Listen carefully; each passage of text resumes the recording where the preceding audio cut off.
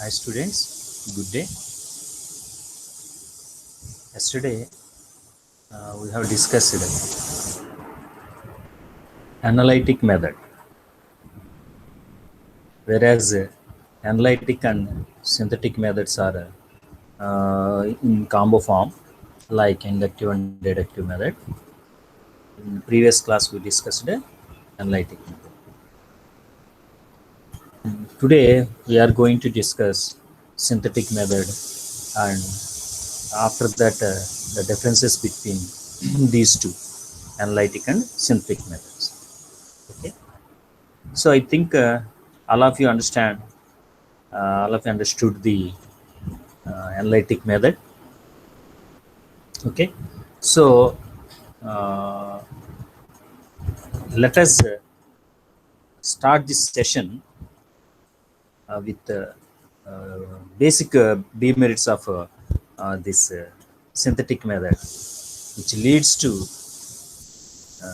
which analytic method, which leads to synthetic method. Okay.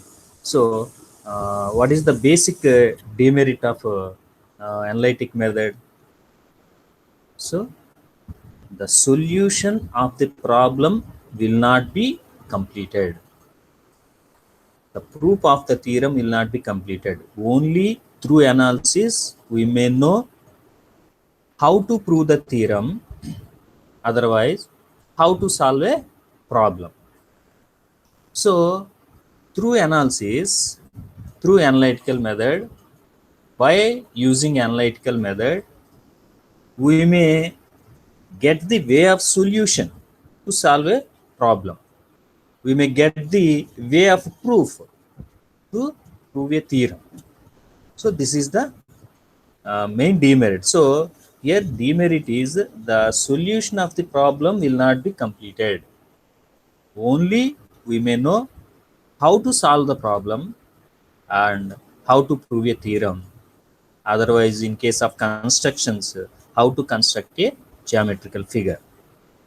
Okay, that is the main drawback. And similarly, one more drawback is there. We have to note that it is a time consuming and lengthy method. Analytic method is time consuming and very lengthy. This is also a demerit in case of completion of the syllabus and so on. So why we have to recall all these demerits? Whereas inductive deductive method is invented to rectify the demerits of inductive method. Likewise, synthetic method also rectifies the demerits of analytic. Okay. So let us see what is a synthetic method and what are the principles of synthetic method, and what are the merits and demerits. Right. Synthetic method. Synthetic method is reverse of analytic method, whereas deductive is reverse of inductive method. Deductive is opposite to inductive. Likewise, synthetic method is reverse of analytic method. So, ఇది సంశ్లేషణ పద్ధతి.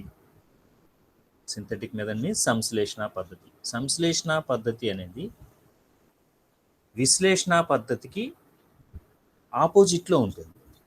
So way of teaching, principles, process అంతా కూడా ఏ విధంగా అనాలిసిస్లో జరుగుతుందో దానికి వ్యతిరేకంగా సింథసిస్లో జరుగుతుందని చెప్పవచ్చు. In this method we proceed from known to unknown, whereas in analytic method we proceed from unknown to known. Okay, so synthetic is derived from the word synthesis. We heard the word synthesis at the discussion of Bloom's taxonomy. This is also a objective of cognitive domain. There we discussed the nature, meaning of synthesis. Synthesis is nothing but combining the individual concepts and materials in order to create or produce new things, to discover new things. That is the process of synthesis. So here synthesis, synthetic method is derived, the word synthetic is derived from the word synthesis. Synthesis is the complement of analysis. Okay, synthesis is the complement of analysis. Synthesis is to combine the elements to produce something new. As we discussed, synthesis is to combine the elements to produce something new. So in it we combine together a new number of facts, perform certain mathematical operations, and arrive at a solution. Okay, in this process, in this method, we have to combine various facts, number of facts, in order to achieve a solution. Okay, that is, we start known data and connect with the unknown part. So ఇక్కడ formula మనం ప్రిన్సిపల్స్తో చూసుకున్నట్లు, అక్కడ unknown to known process అనేది, approach అనేది analytic మెథడ్లో ఉంటుంది. ఇక్కడ reverse కాబట్టి known to unknown అనేది ఇక్కడ అప్రోచ్ అనేది ఉంటుందని చెప్పవచ్చు. This method is quite simple and led by analytic method. Is very simple method and it is led by that means it simply follows analytical method in order to achieve the solution of the problem. అంటే ఇక్కడ ఈ సంశ్లేషణ పద్ధతి విశ్లేషణను అనుసరించి సమస్యల యొక్క సాధనని పూర్తి చేస్తుంది. మనం అక్కడ డిమెరిట్ చెప్పుకున్నాం, అందుకనే అనలైటికల్ మెథడ్ యొక్క డిమెరిట్స్ డిస్కస్ చేసుకొని సింథటిక్ మెథడ్లోకి వచ్చాం. సో అక్కడ సమస్య యొక్క సాధన పూర్తి కాదు అంటున్నాం. ఎక్కడ విశ్లేషణ పద్ధతిని అనుసరించి ఒక సమస్యను బోధించినప్పుడు, ఒక సమస్యను విశ్లేషణ చేసినప్పుడు కేవలం సమస్య యొక్క సాధన మార్గం తెలుస్తుంది, సమస్య యొక్క సాధన పూర్తి కాదు. ఆ సాధన మార్గాన్ని అనుసరించి సంశ్లేషణ పద్ధతిలో సమస్య యొక్క సాధనని రాబట్టడం అనేది జరుగుతుంది. అదే ఒక సిద్ధాంతం అయితే సిద్ధాంతాన్ని నిరూపించడం జరుగుతుంది. విశ్లేషణ ద్వారా రాబట్టినటువంటి విధానాన్ని, మార్గాన్ని అనుసరించి ఈ సిద్ధాంతాన్ని నిరూపించడం అనేది జరుగుతుంది. అది ఈ రెండు పద్ధతుల యొక్క విశిష్టత. కాబట్టి సంశ్లేషణ, విశ్లేషణ, సంశ్లేషణ, విశ్లేషణ ప్రారంభంలో చేసి దాన్ని అనుసరించి తర్వాత సంశ్లేషణ అనేది చేయవలసి ఉంటుంది. అందుకనే synthesis is the complement of analysis అని చెప్పుకోవడం జరుగుతుంది. ది ప్రాసెస్ రివర్స్లో అనాలిసిస్ కొనటం జరుగుతుంది. In this method students are not bound to give reasons to each and every step while solving mathematical problems or proving theorems. So here we have to note this. In this method there is no stress on students, like so indirectly we can say that there is no mental burden to the students. So there is no responsibility on students to give reasons for each and every step, whereas in analytic method student has to give the reason for each and every step. Why you have to do that? Okay, so for each and every step student definitely should have a particular reason for that. Okay, we observed that in the example which we discussed at the time of analytic method. Okay, so this is a synthetic method. ఇది సంశ్లేషణ పద్ధతి అని చెప్పవచ్చు. అంటే విద్యార్థుల మీద ఎటువంటి ఒత్తిడి ఉండదు, గుర్తుపెట్టుకోవాల్సిన అవసరం ఉండదు. ఏంటి, రీజన్స్ చెప్పాల్సిన అవసరం లేదు, గుర్తుపెట్టుకోవాల్సిన కాదు, రీజన్స్ చెప్పాల్సిన అవసరం లేదు. ఈ స్టెప్ తర్వాత ఈ స్టెప్ ఎందుకు వేసావు, దానికి గల కారణం ఏంటి, ఈ స్టెప్ వేయడానికి కారణం ఏంటి అని. కానీ అనాలిసిస్లో అలా కాదు, స్టెప్ తర్వాత స్టెప్ ఎందుకు వచ్చింది. ఓకే, సో అక్కడ చెప్పాం AX is equal to XB అని ఎలా నిరూపిస్తావు. రెస్పాన్స్ రాకపోతే మనం యాజ్ ఎ టీచర్గా లీడ్ ఇచ్చాం, థాట్ ప్రొవోకింగ్ క్వశ్చన్ ఇచ్చాం. ఏఎక్స్ ఎక్స్బీలు అనురూప్ భుజాలుగా ఉన్నటువంటి త్రిభుజాలు పటంలో ఉన్నట్లయితే మనం నిరూపించవచ్చా అంటే అక్కడ రీజన్ ఉంది. ఎందుకు త్రిభుజాలు ఉండాలి? అనురూప్ భుజాలుగా ఏఎక్స్ ఎక్స్బీల్ని ఏర్పాటు చేసి ఆ రెండింటిని సర్వసమానం అని చూపించాలి కాబట్టి. తర్వాత మరి రెండు త్రిభుజాలు ఉంటే ఎలా నిరూపిస్తావు? త్రిభుజ సర్వసమానత్వ నియమాలను అనుసరించి. ఎందుకు సర్వసమానం అని చూపించాలి? దానికి ఒక రీజన్ ఉంది. సో ప్రతి స్టెప్కి ఒక రీజన్ అనేది అనాలిసిస్లో ఉంటుంది. సింథసిస్లో రీజన్ ఉండాల్సిన అవసరం లేదు, స్టూడెంట్ మీద ఆ బర్డెన్ అనేది ఉండదు. Okay, so synthetic method leads to rote memory and doing by more imitation. So మనం ముందే చెప్పుకున్నాం, synthetic method leads analytic method. Analytic మెథడ్ని అనుసరిస్తుంది ఈ సింథటిక్ మెథడ్. అంటే విశ్లేషణ పద్ధతిలో వచ్చినటువంటి పరిష్కార మార్గాన్ని సింపుల్గా అనుసరిస్తుంది అంతే. కాబట్టి సింథటిక్ మెథడ్ అనేది రోట్ మెమరీకి దారితీస్తుంది. అంటే సింథటిక్ మెథడ్ని ఉపయోగించిన సందర్భంలో విద్యార్థికి ఏ స్టెప్ తర్వాత ఏ స్టెప్ వచ్చింది అనేటువంటి క్లారిటీ ఉండదు, రీజన్ అనేది తెలుసుకోవాల్సిన అవసరం లేదు, ఆ అవసరం లేకుండానే అక్కడ ప్రొసీజర్ అనేది ఉంటుంది. కాబట్టి అది రోట్ మెమరీకి దారితీస్తుందని చెప్పవచ్చు. రోట్ మెమరీకి దారితీస్తుందని చెప్పవచ్చు. అంతేకాకుండా ఇమిటేషన్ ఎక్కువగా ఉంటుంది ఈ మెథడ్ని ఫాలో అయ్యే సందర్భంలో. ముందు దాంట్లో ఏం చేసాం అదే పద్ధతిలో దీన్ని చేయడం జరుగుతుంది. సో ఇమిటేషన్ అనేది ఎక్కువగా ఉంటుంది. So thus analysis is the process of discovering the solution and synthesis is the method of setting out the solution in a concise form so as to convince yourself and others. So దీన్ని బట్టి ఈ రెండు పద్ధతుల్ని మనం ఎలా చెప్పొచ్చు అంటే, విశ్లేషణ అనేది సమస్య యొక్క పరిష్కార మార్గాన్ని తెలుసుకునే పద్ధతి అయితే, అది తెలిసిన తర్వాత ఆ పరిష్కార మార్గాన్ని అనుసరించి ఆ సమస్య యొక్క సొల్యూషన్ సాధనని పూర్తి చేసేటువంటి పద్ధతినే మనం సంశ్లేషణ పద్ధతి అనొచ్చు. సో కాబట్టి ఎలాగైతే ఆగమన నిగమన పద్ధతుల్ని కాంబినేషన్ ఫామ్లో వాడాలనుకుంటున్నామో, వాడాలని చెప్పామో, అలా వాడితేనే మనం ఎక్కువ మెరిట్స్ అనే వాటిని మనం ఎక్కువ గెయిన్ చేయగలమని చెప్పుకున్నాము ఎడ్యుకేషన్ సిస్టంలో, టీచింగ్ లెర్నింగ్ ప్రాసెస్లో.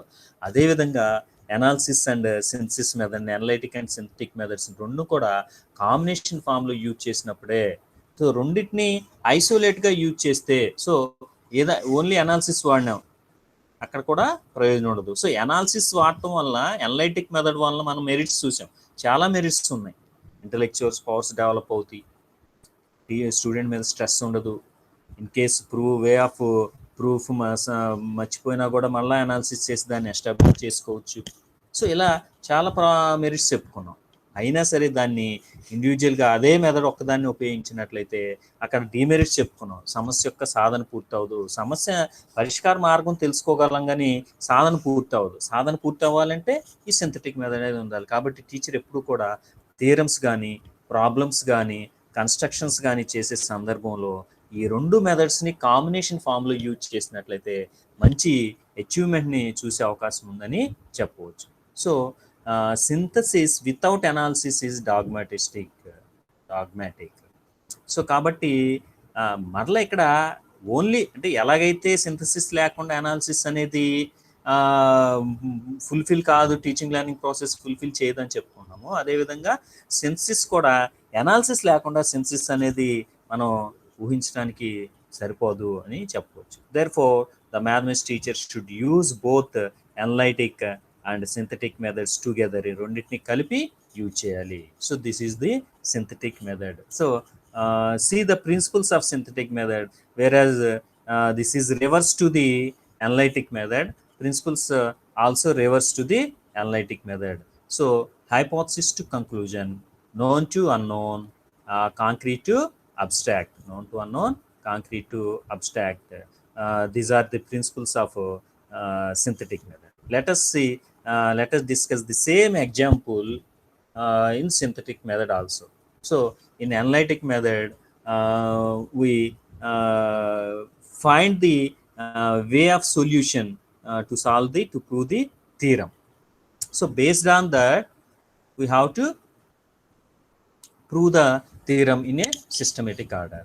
So that is the synthetic method. Example: prove that the perpendicular from the center of a circle to a chord bisects the chord. So ఇది అంటే మనం ఇదే సిద్ధాంతాన్ని విశ్లేషణ పద్ధతిలో ఉదాహరణ చూసాం. అక్కడ ఏం చేసాం? సిద్ధాంతాన్ని ఎలా నిరూపించవచ్చో తెలుసుకున్నాం. అక్కడ చూడండి. So we have to join AO and BO. Now we can prove the theorem in a systematic order అని చెప్పుకున్నాం. సో అంటే ఏం చేయాలి? ఇక్కడ ఏఓ బిఓని జాయిన్ చేస్తే త్రిభుజాలు ఏర్పడతాయి. త్రిభుజాలు ఏర్పడిన తర్వాత ఆ త్రిభుజాలను ఏం చేయాలి? So by showing the two triangles are congruent, రెండు సర్వసమానాలు చూపించాలి. సర్వసమానాలను చూపిస్తే ఏమైంది? X is equal to XB అవుతుంది. So what we have to do to prove the theorem? We have to construct AO and BO, and we have to based on that we have to create the triangles AX1 BXO, okay, in order to prove the theorem. So come to the solution. So here it proceeds in a systematic order. The solution proceeds in synthetic method. The solution proceeds from a systematic order. So first step, we have to write given data. We have to write here. So అంటే ఈ synthetic method అనేది, సంశ్లేషణ పద్ధతి అనేది ఒక క్రమమైన విధానంలో సాగుతుంది. ఇక్కడ మీరు ఒకసారి రీకాల్ చేసుకొని విశ్లేషణ పద్ధతిలో ఈ క్రమమైన విధానం ఉంటుందా లేదా అనేది ఆలోచించేయాలి. ఉంటుందా క్రమమైన విధానం అనేది? ఇక్కడ క్రమమైన విధానం అంటున్నాం. ఎందుకని? చూడండి, సింథటిక్ మెథడ్లో ఏ ప్రాబ్లం సాల్వ్ చేసినా, ఏ థియరం ప్రూవ్ చేసినా ఇదే సిస్టమేటిక్ ఆర్డర్ ఉంటుంది. ఈవెన్ ఇచ్చిన డేటా ఏంటి, అలాగే ప్రూవ్ చేయాల్సిన డేటా ఏంటి, ఏమైనా కన్స్ట్రక్షన్స్ ఉంటే కన్స్ట్రక్షన్ ఏంటి, తర్వాత ప్రూఫ్, అవన్నీ కూడా స్టెప్ బై స్టెప్ ఒక సిస్టమేటిక్ ఆర్డర్లో ఉంటుంది ఏ థియరమైనా. కానీ అనాలిసిస్లో సిస్టమేటిక్ ఆర్డర్ అనేది ఉండదు. ఎందుకని? అక్కడ రిస్ట్రిక్షన్స్ ఉండవు. ఎక్కడి నుంచి స్టార్ట్ అవుతుంది? అన్నోన్ నుంచి స్టార్ట్ అవుతుంది. స్టార్ట్ అయ్యి నోన్ థింగ్స్ మధ్య రిలేషన్ ఎస్టాబ్లిష్ చేసుకుంటూ, అక్కడ ఆ డివైడ్ చేసినటువంటి పార్ట్స్ మధ్య రిలేషన్ ఎస్టాబ్లిష్ చేసుకుంటూ, దానికి అనుగుణంగా ప్రశ్నలు వేసుకుంటూ, థాట్ ప్రొవోకింగ్ క్వశ్చన్స్ అడుగుతూ విద్యార్థుల్ని సొల్యూషన్ వైపుగా విద్యార్థుల్ని లీడ్ చేయటం జరుగుతుంది. అది అక్కడ. సో ఆ క్రమంలో ఈ ప్రశ్న తర్వాత ఈ ప్రశ్న అడగాలి, లేకపోతే ఇలానే ప్రశ్నించాలి అని ఒక రూల్ అనేది ఏమీ లేదు అక్కడ. సో ఆ సమస్య లేదా ఆ సిద్ధాంతం యొక్క స్వభావాన్ని బట్టి ఆ సిద్ధాంతాన్ని డివైడ్ చేసినప్పుడు వాటిలో ఉన్న ఇన్నర్ పార్ట్స్ ఉంటాయి కదా, ఆ పార్ట్స్లో మధ్య రిలేషన్ ఎస్టాబ్లిష్ చేసే క్రమంలో సో వే ఆఫ్ ప్రూఫ్కి లీడ్ చేసే విధంగా, విద్యార్థుల ఆలోచన రేకెత్తించే విధంగా మనం ఏ విధమైన ప్రశ్న ఏ విధంగా అయినా సరే విద్యార్థులను అడిగి మనం ఆ ప్రూఫ్ వే ఆఫ్ సొల్యూషన్ వైపుగా స్టూడెంట్ మైండ్ని లీడ్ చేయాలి అక్కడ. సో కానీ ఇక్కడ ఇది ఒక systematic order. First given data, దత్తాంశం రాసుకుంటాం.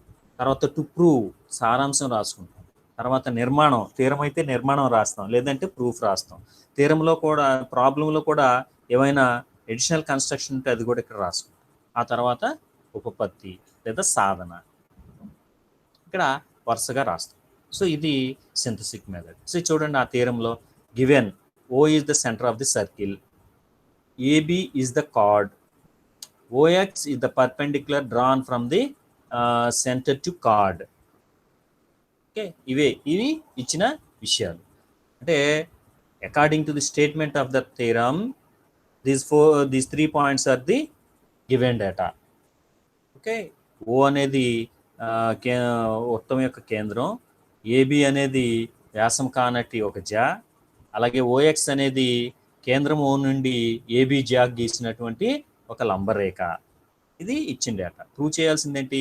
AX is equal to XB అని ప్రూవ్ చేయాలి. అంటే ఈ కార్డ్ OX అనేది పర్పెండిక్యులర్ OX అనేది కార్డ్ ABని రెండు ఈక్వల్ పార్ట్స్గా డివైడ్ చేస్తుంది, that is AX into XB అని ప్రూవ్ చేయాలి. సో దానికి construction join AO and BO. What we have to do to solve this problem? We have to create two triangles in the diagram. To create two triangles in the diagram, we have to join AO and BO. So by joining these AO and so here we represent AO and BO in dotted lines. So it reflects it is the construction additional work done by the concerned. Okay, so okay, from AOX and BOX అంటే ఈ draw చేయటం వల్ల రెండు త్రిభుజాలు ఏర్పడినాయి. ఏంటి ఆ రెండు త్రిభుజాలు? AOX and BOX. AOX and BOX. So from triangle AOX and triangle BOX, AO is equal to BO. AO is equal to AO equals to BO. ఎందుకని ఈ రెండు ఏఓ బిఓలు సమానమైనవి? ఈ రెండు ఆ ఒకే వృత్తం యొక్క వ్యాసార్థాలు. వ్యాసార్థాలు ఎలాగుంటాయి? సమానంగా ఉంటాయి. సో ఇక్కడ అనేక వ్యాసార్థాలు మనం గీయవచ్చు, అన్నీ కూడా సమానంగా ఉంటాయి according to the definition of the circle. Okay, so కాబట్టి రెండు త్రిభుజాల్లోనూ ఈ రెండు అనురూప భుజాలు ఏఓ మరియు బిఓ. సో ఇవి కర్ణము అని చెప్పుకోవచ్చు. దీన్ని మనం ఈ త్రిభుజం చూసినట్లయితే ఈ త్రిభుజానికి ఏఓని కర్ణము అంటాము, ఈ త్రిభుజానికి బిఓని కర్ణము అంటాము. So AO is equal to BO. Okay, next OX is equal to OX. చూడండి, OX, this is the common side of both triangles AOX and BOX. ఈ రెండు త్రిభుజాల యొక్క కామన్ భుజం అన్నమాట. ఓకే, భుజం. సో ఈ రెండు కూడా సమానము. ఒకే భుజం కాబట్టి ఓ నుంచి ఏబికి గీసిన లంబరేఖ కాబట్టి అది రెండు భుజాలకి రెండు త్రిభుజాలకి భుజంగా ఉంది కాబట్టి రెండు సమానంగా ఉంటాయి. కాబట్టి AO is equal to BO అని రాశాం. AO is equal to BO.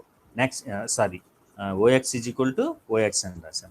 So next angle AXO is equal to angle BXO is equal to 90 degrees. This is BXO, this is AXO. So ఇది లంబరేఖ అని చెప్తున్నాం అంటే automatically it implies this is 90 degrees, this is 90 degrees, both are equal. So ఈ రెండు త్రిభుజాల్లో కూడా మూడు కొలతలు అనురూప కొలతలు సమానంగా ఉన్నాయి కాబట్టి ఇది లంబకోణము సమానం, కర్ణము సమానం, భుజం సమానం. కాబట్టి లంకాభూ నియమం అనుసరించి, లంకాభూ నియమం అంటే RHS principle of the congruent triangles, దాన్ని అనుసరించి AOX triangle AOX equals to triangle BOX. అంటే ఈ రెండు త్రిభుజాలు కూడా సర్వసమానమైనాయి. సర్వసమానమైనాయి అంటే అర్థం ఏంటంటే దీంట్లో ఉండే అనురూప కొలతలన్నీ కూడా సమానం అవుతాయి. అనురూప కొలతలన్నీ కూడా సమానం అవుతాయి. అంటే ఏ వద్ద కోణం ఎంత ఉందో బి వద్ద కోణం అంతే ఉంటుంది. అలాగే ఇక్కడ ఓ వద్ద కోణం ఎంత ఉందో ఇక్కడ కూడా ఓ వద్ద కోణం అంతే ఉంటుంది. సో కాబట్టి అనురూప కొలతలు. కాబట్టి ఏఎక్స్ ఎంత ఉంటుందో ఎక్స్బి కూడా అంతే ఉంటుంది. కాబట్టి దీన్ని బట్టి మనం రాయొచ్చు ఏఎక్స్ ఈక్వల్ టు ఎక్స్బి అని రాయొచ్చు. ఏఎక్స్ ఈక్వల్ టు ఎక్స్బి అంటే ఏంటి? ఏఎక్స్ ఈక్వల్ టు ఎక్స్బి అయిందంటే ఓఎక్స్ అనేటువంటి లంబరేఖ ఓ కేంద్రం నుండి ఏబి అనేటువంటి వ్యాసం మీదకి గీసినటువంటి మీద గీసినటువంటి లంబరేఖ ఏబిని రెండు సమభాగాలుగా విభజించింది. So OX divides AB equally. That means AX equals to BX or AX is equal to XB. So hence we prove the theorem. Okay, ఇది అంటే మనం విశ్లేషణలో ఏం తెలుసుకున్నాం? How to prove the theorem తెలుసుకున్నాం, అంతేగాని ప్రూఫ్ కంప్లీట్ అవ్వాల. విశ్లేషణలో now we can prove the theorem in a systematic order. This is the conclusion of analysis. So మనకు తెలిసింది ఎలా థీరంని నిరూపించాలి అని. కానీ ఈ సింథటిక్ మెథడ్లో ఆ way of solution, way of ప్రూఫ్ని అనుసరించి మనం ఆ థీరంని ఒక క్రమ పద్ధతిలో పూర్తి చేయటం అనేది జరిగింది. సో ఇందాక చెప్పుకున్నాం, కేవలం అనాలిసిస్ ఉపయోగించిన బోధన అనేది పూర్తి అవ్వదు. సరైన ప్రయోజనాలు ఉండవు. కేవలం సింథసిస్ మెథడ్ని ఉపయోగించిన బోధన అనేది ఉపయుక్తంగా ఉండదు అన్నాం. కారణం ఏంటంటే ఇక్కడ ఈ సొల్యూషన్ చూద్దాం. అనాలిసిస్ చేయలేదు, డైరెక్ట్గా థియరమ్ని ఈ విధంగా చెప్పాం. ఇవి ఇచ్చిన డేటా ఏఓ బి1 జాయిన్ చేయాలి. ఇమ్మీడియట్గా స్టూడెంట్కి వచ్చే డౌట్, ఎందుకు జాయిన్ చేయాలి ఏఓ బి1ని? What is the reason to join AO and BO? No answer. అలాగే ఏఓఎక్స్ అండ్ బిఓఎక్స్ని ఎందుకు తీసుకోవాలి, రెండు త్రిభుజాలని? ఆ త్రిభుజంలోంచి ఈ మూడు కొలతలను ఎందుకు తీసుకోవాలి? క్లారిటీ అనేది ఉండదు. సో కాబట్టి స్టూడెంట్ ఏం చేయాలి, ఈ ప్రూఫ్ మొత్తాన్ని ఇలాగే బట్టి పెట్టేయాలి. ఈ ప్రూఫ్ మొత్తాన్ని యాజ్ ఇట్ ఈస్గా బట్టి పెట్టడం అనేది చేయవలసింది. సో ఇది కేవలం ఈ బెందర్ని ఉపయోగించి టీచ్ చేయటం వలన అదొక డీమెరిట్గా మనం చెప్పుకోవచ్చు. సో ఈ విధంగా సో ఎనీహౌ ఇక్కడ మనం చెప్పుకున్నట్లుగా the mathematics teacher should use both analytic and synthetic methods together. రెండింటిని కలిపి యూజ్ చేయాలి. అంటే ముందుగా థియరం ఇచ్చినప్పుడు ఆ థియరంని ముందు అనాలిసిస్ చేస్తే ఎలా థియరం ప్రూవ్ చేయాలో తెలుస్తుంది, లేదా ప్రాబ్లం అయితే ప్రాబ్లమ్ని అనాలిసిస్ చేస్తే ఎలా ప్రాబ్లమ్ సాల్వ్ చేయాలో తెలుస్తుంది. సో దాన్ని అనుసరించి ఒక క్రమ పద్ధతిలో మనం ఈ సిస్టమేటిక్ ఆర్డర్లో మనం ఆ థియరంని ప్రూవ్ చేయొచ్చు, లేదా ప్రాబ్లం అయితే ప్రాబ్లమ్ని సాల్వ్ చేయొచ్చు. అంటే ఈ పద్ధతిని అనుసరించడం వలన విద్యార్థి తక్కువ టైంలో కంప్లీట్ అయిపోతుంది. అలాగే క్రమమైన విధానం అనేది విద్యార్థికి అలవాటు పడుతుంది. It develops a systematic order in the student. Okay, so now let us discuss the merits of this method. Merits of this method. It is a short and quick method, whereas analytic method is a laborious and time-taking process. But synthetic method is a short and quick method. So we may complete the problem, or we may solve the problem within a short span of time without any pain taking. Okay, అంటే ఇది చాలా short method, అలాగే త్వరగా పూర్తయ్యే method అని చెప్పవచ్చు. అంటే దీనికి ఎక్కువ టైం అవసరం లేదు, శ్రమ కూడా అవసరం లేదు. It glorifies the memory of the child, whereas student has to memorize the solution of the problem or proof of the theorem. So it glorifies the memory of the child. So అంటే మెమరీని strengthen చేస్తుంది. అంటే ఎక్కువ విద్యార్థి అంశాలను గుర్తుపెట్టుకోవాలి.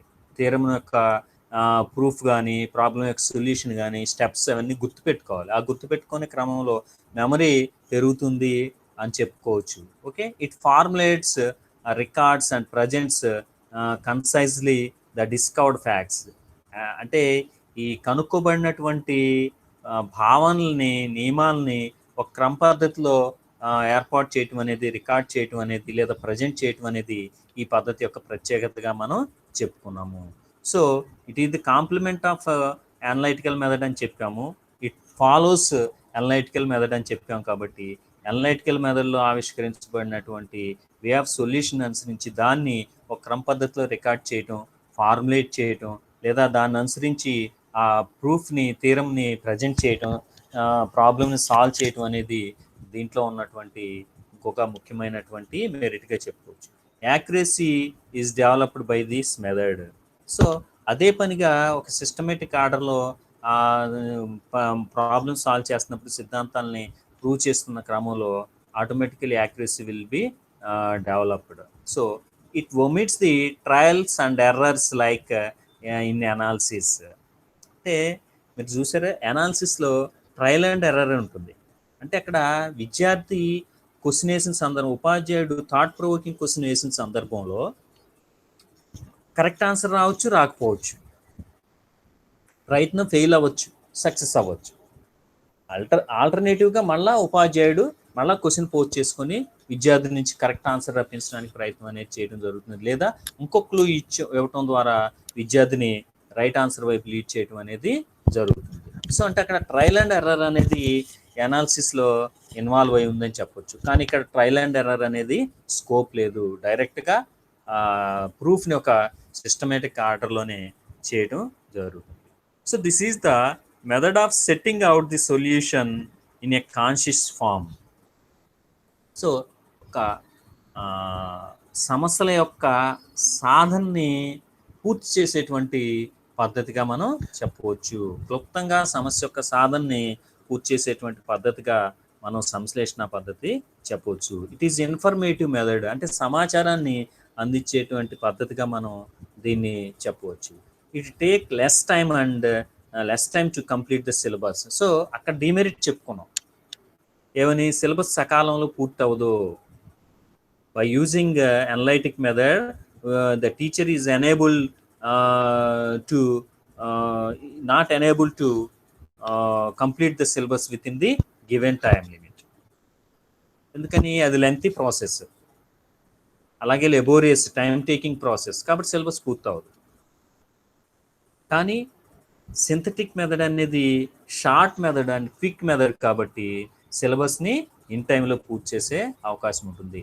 Helpful in textbook writing, whereas that analytic method is not helpful in textbook writing. మీరు గమనించినట్లయితే టెక్స్ట్ బుక్స్ గమనించినట్లయితే మ్యాథమెటిక్స్ టెక్స్ట్ బుక్, ఏ టెక్స్ట్ బుక్లో చూసినా థియరమ్స్ కానీ ప్రాబ్లమ్స్ కానీ సొల్యూషన్ ఇలానే ఉంటుంది, ఎక్కడ మీకు అనాలిసిస్ కనిపించదు. అంటే టెక్స్ట్ బుక్స్ రాయటానికి ఉపయోగించేటువంటి పద్ధతిగా మనం ఈ సింథటిక్ మెథడ్ని, సంశ్లేషణ పద్ధతిని చెప్పవచ్చు. అంటే టెక్స్ట్ బుక్స్లో కూడా థియరమ్స్ కానీ ప్రాబ్లమ్స్ కానీ ఈ ప్రూఫ్ అనేది ఈ విధంగా సిస్టమేటిక్ ఆర్డర్లో ఉంటుందని చెప్పవచ్చు.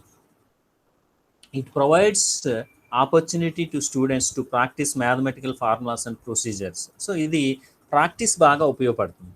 మ్యాథ్స్ సంబంధించినటువంటి పద్ధతులు కానివ్వండి, ఫార్ములాస్ కానివ్వండి, ప్రాక్టీస్ చేయడానికి, అంటే అప్లై చేసి వాటిని ప్రాక్టీస్ చేయడం కోసం ఈ పద్ధతి బాగా ఉపయోగపడుతుందని చెప్పుకోవచ్చు. So it depends on deduction. Synthetic method depends on deduction. అక్కడ కూడా డిడక్టివ్ మెథడ్ ఏంటి, ఇండక్టివ్ మెథడ్లో సూత్రం స్థాపిస్తే దాన్ని అనుసరించి సమస్యలు సాధించడం జరుగుతుంది. ఇక్కడ విశ్లేషణ పద్ధతిలో సమస్య యొక్క పరిష్కారాన్ని మార్గాన్ని కనుక్కుంటే దాన్ని అనుసరించి సమస్యను సాధించడం జరుగుతుంది. కాబట్టి స్టూడెంట్స్కి సింథటిక్ మెథడ్ని యూజ్ చేయడం ద్వారా ఫార్ములాస్ని ప్రాక్టీస్ చేయడానికి కానీ లేదా మ్యాథమెటికల్ ప్రొసీజర్స్ని ప్రాక్టీస్ చేయడానికి కానీ ఉపయోగపడుతుంది అని చెప్పవచ్చు. Most of the topics in mathematics are covered by this method. So అక్కడ చెప్పుకున్నాం, అనలైటికల్ మెథడ్ ద్వారా మెరీ అన్ని కాన్సెప్ట్స్ అక్కడ టీచ్ చేయలేం. కానీ ఇక్కడ సింథటిక్ మెథడ్ నుంచి ఆల్మోస్ట్ అన్ని కాన్సెప్ట్స్ మ్యాథమెటిక్స్లో సింథటిక్ మెథడ్ని ఉపయోగించే అన్ని రకాలైనటువంటి కాన్సెప్ట్స్ని, ప్రాబ్లమ్స్ని సాల్వ్ చేయొచ్చు. Majority of learners benefited by this method. So అక్కడ అందరూ కూడా విశ్లేషణ పద్ధతి ఇష్టపడరు అని చెప్పుకున్నాం. ఎందుకు ఇష్టపడరు విశ్లేషణ పద్ధతిని? ఆ విశ్లేషణ పద్ధతి దేని మీద ఆధారపడి ఉంటుంది? విశ్లేషణ పద్ధతి దేని మీద ఆధారపడి ఉంటుంది? హైయర్ ఆర్డర్ థింకింగ్ అన్నాం. According to Thorndike it is higher order thinking of a human being. కాబట్టి అందరూ స్టూడెంట్స్ అలాగే అందరు టీచర్స్ కూడా ఇష్టపడరు దాన్ని. కానీ ఇక్కడ majority of the learner benefited by this method and all the teachers will accept this method. ఎందుకంటే విశ్లేషణలో ఏం చేయాలి ఉపాధ్యాయుడు? ప్రశ్నలు అడగాలి. ఎటువంటి ప్రశ్నలు అడగాలి? Thought provoking questions. He has to pose thought provoking questions in the class room in order to lead the students towards the solution. So in that process teacher has to frame thought provoking questions, so which activates the brain of the students.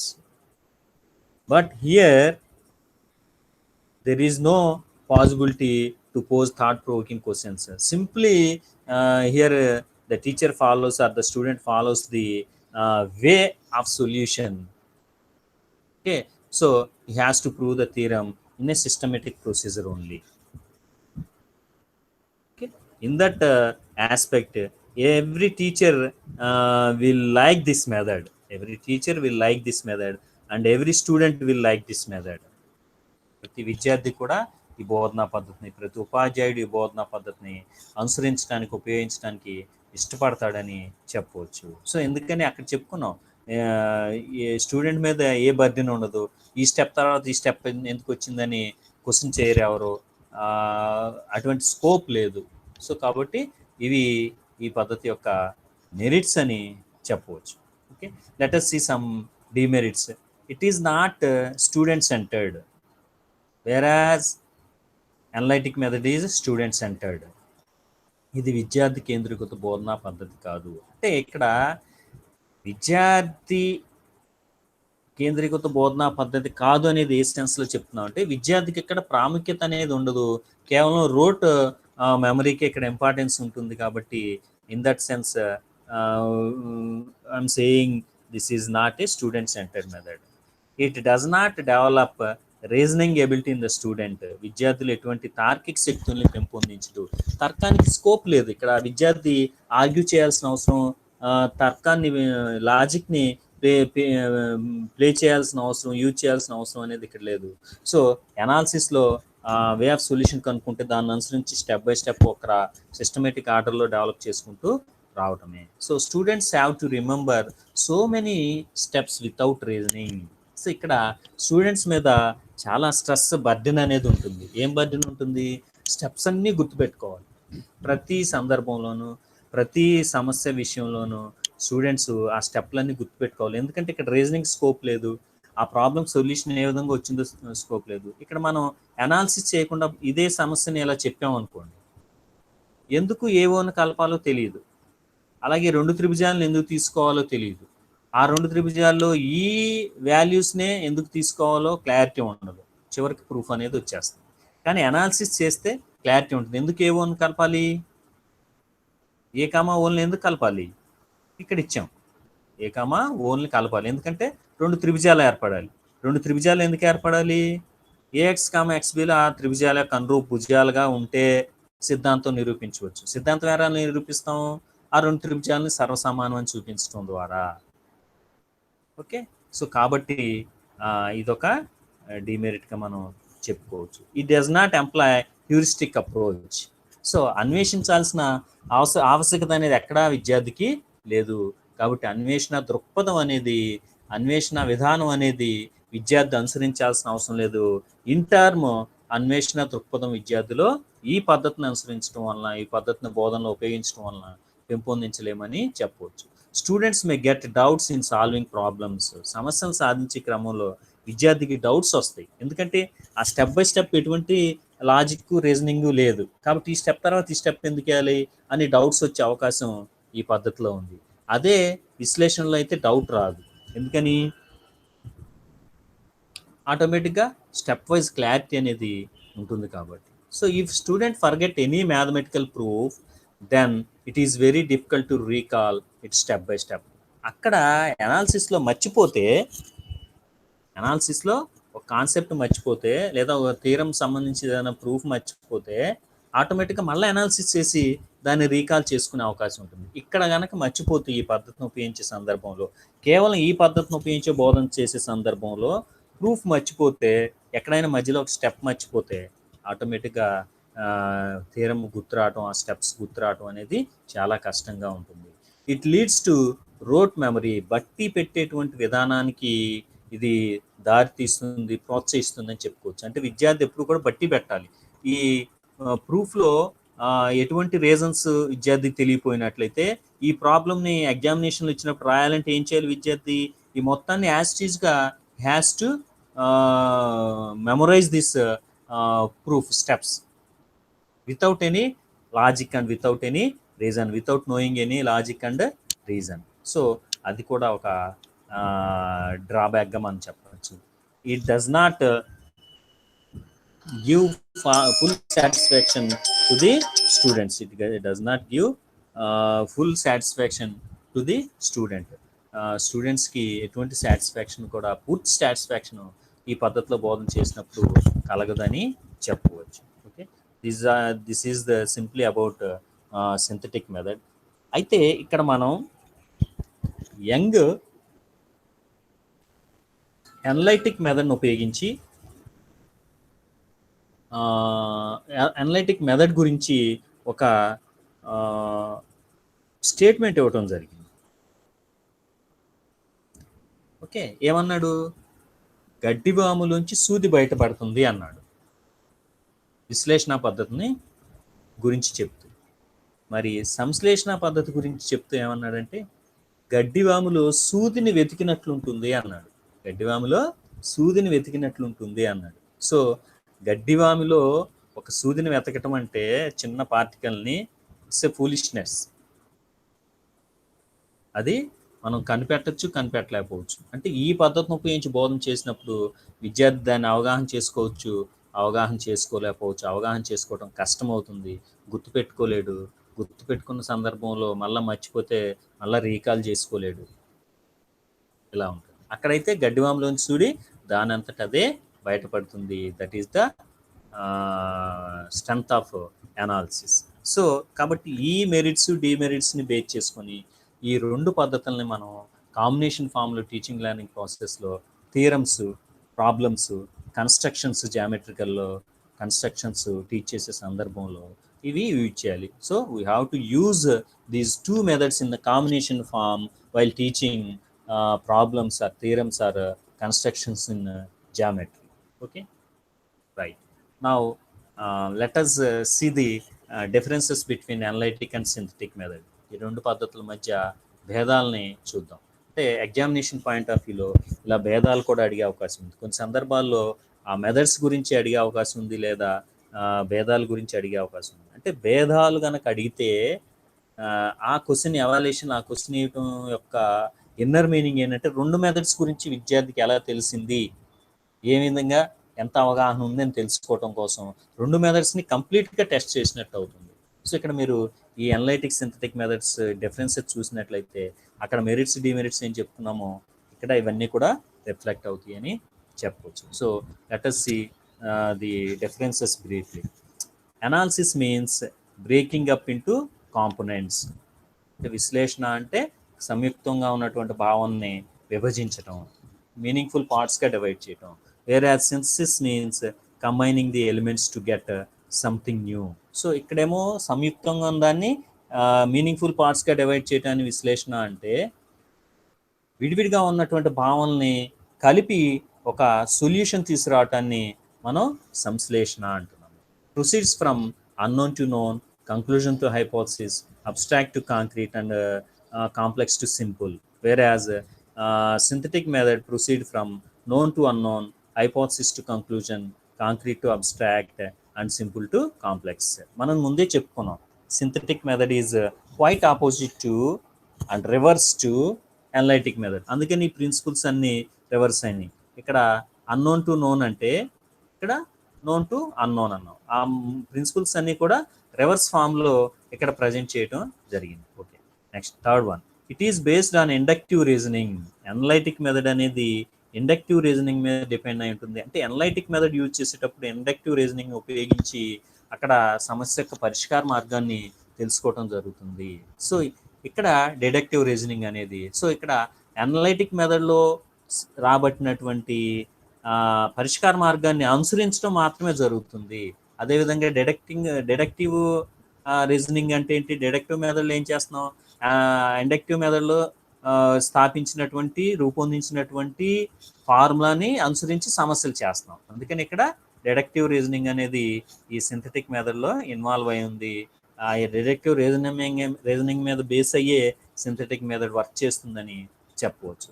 So analytic method is a psychological method, it is unpsychological method. Okay, a method of discovery and thought. Analytic method అనేది method of discovery, ఆవిష్కరణల పద్ధతి అని, ఆలోచన సంబంధించిన పద్ధతిగా మనం విశ్లేషణ పద్ధతిని చెప్పినట్లయితే ఇది a method of presentation of discovery facts. వీటిలో డిస్కవర్ చేసిన ఫ్యాక్ట్స్ని ఒక సిస్టమేటిక్ ఆర్డర్లో ప్రజెంట్ చేసేటువంటి మెథడే సింథటిక్ మెథడ్, సంశ్లేషణ పద్ధతి అని చెప్పవచ్చు. So it is based on heuristic approach. దీంట్లో హ్యూరిస్టిక్ అప్రోచ్ అనేది ఉంటుంది, దాని మీద ఆధారపడి ఈ బోధనా పద్ధతి పనిచేస్తుంది. It is not based on heuristic approach. So ఇక్కడ అన్వేషణకి అవకాశమే లేదు. సో ఇక్కడ అన్వేషణ ద్వారా మనం రూపొందించినటువంటి తెలుసుకున్నటువంటి పరిష్కార మార్గాన్ని సింపుల్గా అనుసరించడం మాత్రమే జరుగుతుంది. కాబట్టి there is no scope of heuristic thoughts and heuristic approach. It helps in the development of self confidence and self reliance. So ఇక్కడ ఈ పద్ధతిని అనుసరించి బోధన చేయటం వల్ల విద్యార్థిలో ఆత్మవిశ్వాసము, ఆత్మ నమ్మకం అనేది ఏర్పడుతుంది. ఆ రెండింటినీ డెవలప్ అవడానికి స్కోప్ ఏది ఇక్కడ లేదని చెప్పొచ్చు. It helps in the development of intellectual abilities. బౌద్ధిక విలువలు పెంపొందించడంలో కూడా ఈ విశ్లేషణ పద్ధతి ఉపయోగపడుతుంది. సో ఇక్కడ బౌద్ధిక విలువలు దీని ద్వారా ఏం పెంపొందించవు. ఎందుకని విద్యార్థికి ఏ స్టెప్ తర్వాత ఏ స్టెప్ ఎందుకు వేసామో క్లారిటీ అనేది ఉండదు. సింపుల్గా దాన్ని బట్టి పెట్టడం జరుగుతుంది. బట్టి పెట్టినప్పుడు మెమరీ అనే దానికి ఇంపార్టెన్స్ ఉంటుంది. మెమరీ పెరిగితే పెరుగుతుందేమో, కానీ మిగతా బౌద్ధిక విలువలు పెరిగే అవకాశం అనేది లేదు. It is a formative method and it is informative method. Approach is scientific in nature, approach is unscientific in nature. So ఇది శాస్త్రీయ దృక్పథాన్ని కలిగి ఉంటుంది, శాస్త్రీయ పద్ధతిని పోలి ఉంటుంది. ఇక్కడ ఇది శాస్త్రీయ పద్ధతికి తావి లేదని చెప్పవచ్చు. Next, it develops originality and creativity with reasoning. అంటే విద్యార్థుల్లో విశ్లేషణ పద్ధతిని ఉపయోగించి బోధన చేసిన సందర్భంలో విద్యార్థుల్లో ఆ సబ్జెక్ట్ పట్ల ఒరిజినాలిటీ అనేది డెవలప్ అవుతుంది. అంతేకాకుండా విద్యార్థుల్లో సృజనాత్మకత, క్రియేటివిటీ కూడా డెవలప్ అవుతుంది. అంటే ప్రతిదీ కూడా విత్ ప్రాపర్ రీజనింగ్ ఈ వర్చ్యూస్ అనేవి డెవలప్ అవుతాయని చెప్పుకోవచ్చు. సో అదేవిధంగా ఇక్కడ more stress on the memory of the child without reasoning. So ఇక్కడ విద్యార్థి అన్ని బట్టి పెట్టి గుర్తు పెట్టుకోవాల్సిన అవసరం అనేది ఉంది. కాబట్టి ఆ క్రమంలో స్ట్రెస్ అనేది ఎక్కువగా ఉంటుంది. అక్కడ ఎటువంటి రీజనింగ్ తెలియకుండా విద్యార్థి స్టెప్స్ అన్ని కూడా క్రమమైన విధానంలో గుర్తుపెట్టుకునే క్రమంలో విద్యార్థి మీద స్ట్రెస్ పెరుగుతుంది. అంటే అలాంటి సందర్భంలో క్రియేటివిటీ పెరిగే అవకాశం లేదు, ఒరిజినాలిటీ కూడా పెరిగే అవకాశం లేదు. Next, subject matter becomes solid and durable for a long time. అంటే అనలైటికల్ మెథడ్లో టీచ్ చేసిన సందర్భంలో సబ్జెక్ట్ అనేది క్రిస్టల్ క్లియర్గా ఉంటుంది. అలాగే నేర్చుకున్న సబ్జెక్ట్ ఎక్కువ కాలం గుర్తుండే అవకాశం కూడా గుర్తుంటుంది తప్పనిసరిగా. కానీ ఇక్కడ it is time being and the content is not durable for a long time. ఇది టైం బీయింగ్ అంటే తక్కువ టైం మాత్రమే గుర్తుండే అవకాశం ఉంది, ఎక్కువ సమయం గుర్తుండే అవకాశం లేదు. Okay, proof is easily recollected if forgotten. అంటే ఇందాక చెప్పుకున్నాం, ఈ పద్ధతిలో ఉపయోగించి బోధన చేసిన సందర్భంలో ప్రూఫ్ కనుక మర్చిపోతే ఆటోమేటిక్గా మళ్ళీ అనాలిసిస్ చేసి ప్రూఫ్ని రీకాల్ చేసుకోవచ్చు. కానీ సంశ్లేషణ పద్ధతిలో ఆ స్టెప్స్ మర్చిపోతే మళ్ళీ స్టెప్స్ని రీకాల్ చేసుకోలేము. Once forgotten proof cannot be recollected. దాన్ని రీకలెక్ట్ చేసుకునే స్కోప్ లేదు.